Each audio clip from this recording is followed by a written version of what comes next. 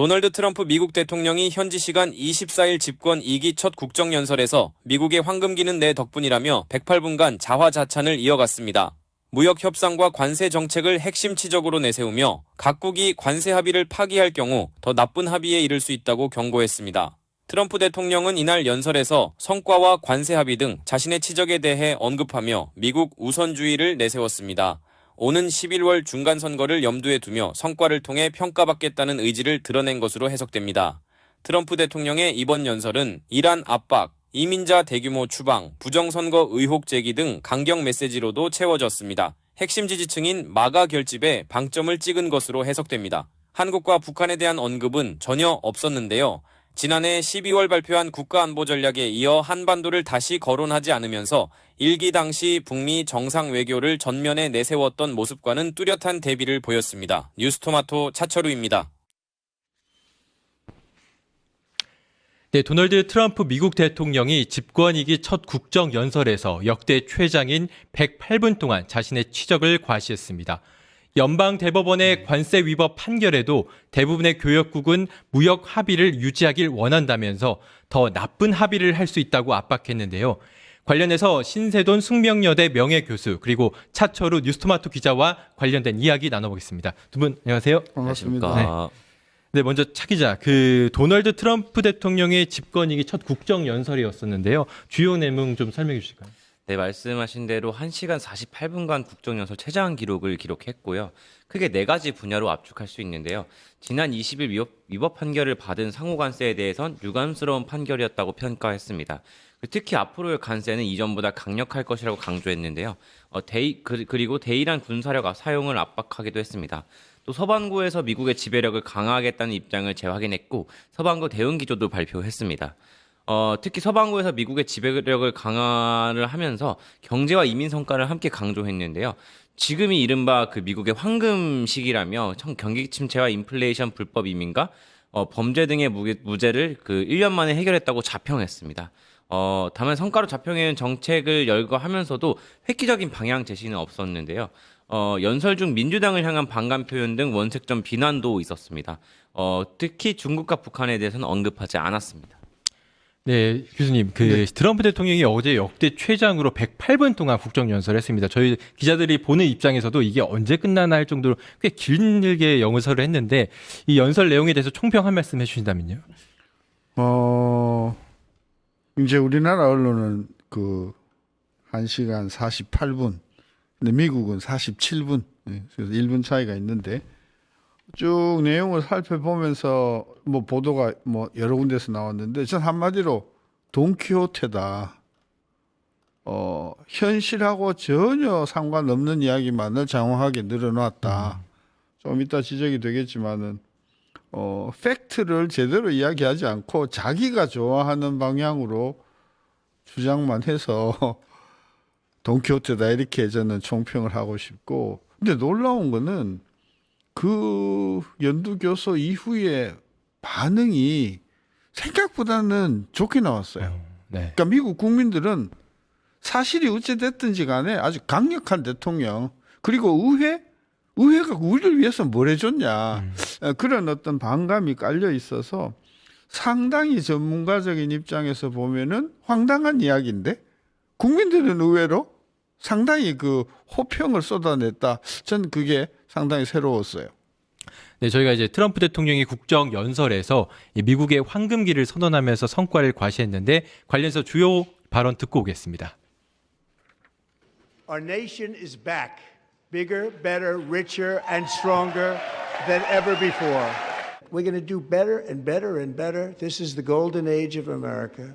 Knowing that the legal power that I, as president, have to make a new deal could be far worse for them, and therefore they will continue to work along the same successful path that we had negotiated before the Supreme Court's unfortunate involvement. In 12 months, I secured commitments for more than $18 trillion pouring in from all over the globe.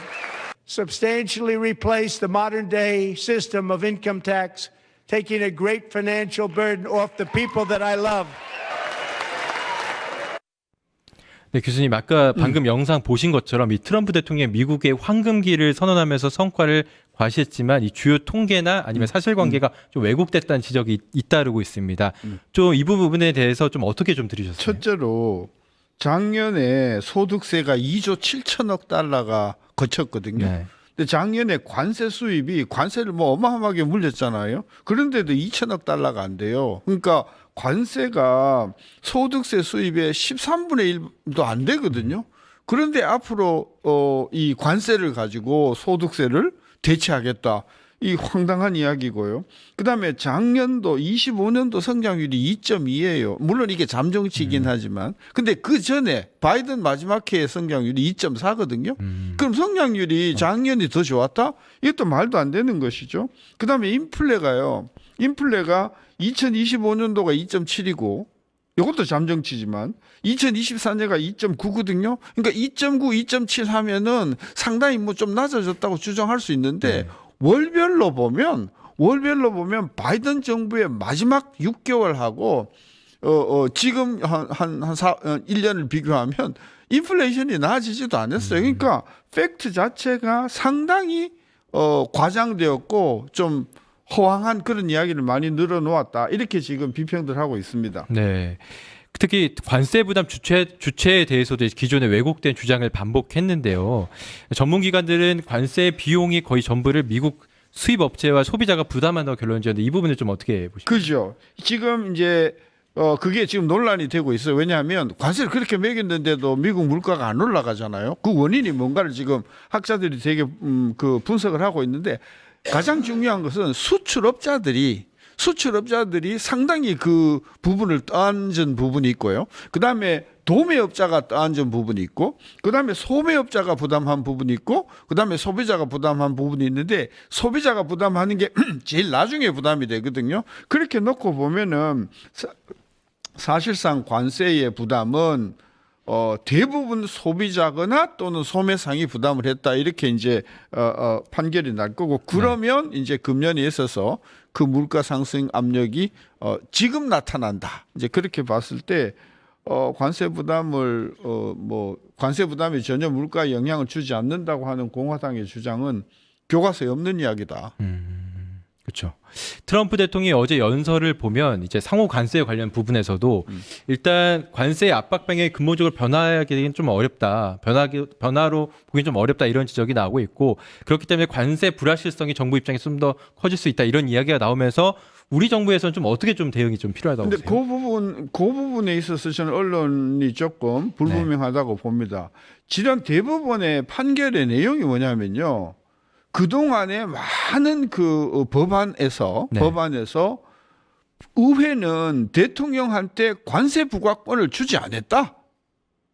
그거거든요. 네. 뭐 위헌 이야기가 없었어요. 그러니까 한마디로 이야기하면 대법원 판결은 대통령은 관세를 부과할 권한을 준 것이 아니다. 이렇게 판결이 났기 때문에 앞으로 트럼프 정부는 관세 아닌 방법으로 이 규제를 할 가능성이 크다.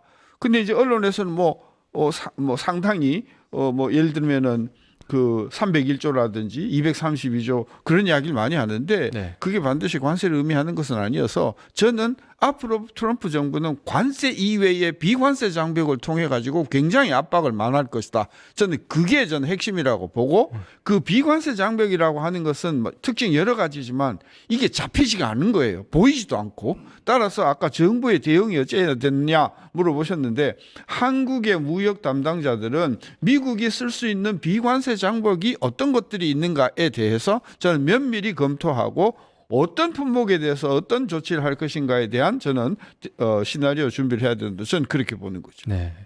차기 전 어제 그 의회 연설을 계속 보셨는데 좀 어떤 의득을 트럼프 대통령이 취하려는 것을 좀 사실상 이제 그 외신 평가를 보면은 중간 선거 출정 시기다라고 평가할 만큼 중간 선거를 사실상 염두에 둔 발언이라는 평가가 대체적이었는데요.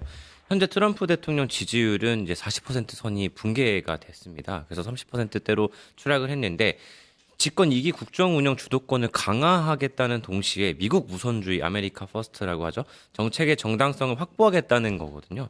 앞서 언급한 내용을 토대로 이제 마가 세력에 이제 신속하게 이제 부활을 꿈꾸고 또 이제 미국을 다시 위대하게 만들고 있다는 인식을 유권자들에게 심어주겠다는 겁니다. 또 내부적으로는 지지층을 결집해서 민주당을 비난하고 정당성을 확보하려는 목적이 아닌가 하고 분석합니다.